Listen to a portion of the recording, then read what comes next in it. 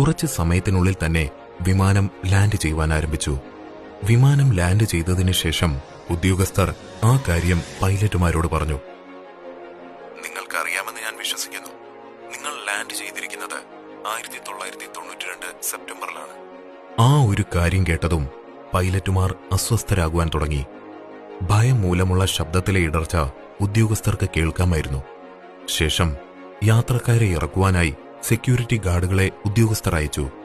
എന്നാൽ സെക്യൂരിറ്റി ഗാർഡുകൾ വിമാനത്തിനടുത്തേക്ക് വരുന്നത് കണ്ട പൈലറ്റ് വിചിത്രമായ ഒരു കാര്യമാണ് ചെയ്തത്. വിമാനത്തിൽ നിന്നും ഇറങ്ങുന്നതിന് പൈലറ്റ് യാത്രക്കാരെ വിലക്കി. ഉദ്യോഗസ്ഥർക്ക് ഒന്നും മനസ്സിലാകുന്നുണ്ടായിരുന്നില്ല. എന്നാൽ ഉടനെ തന്നെ ആരും പ്രതീക്ഷിക്കാത്തൊരു കാര്യം പൈലറ്റ് ചെയ്തു.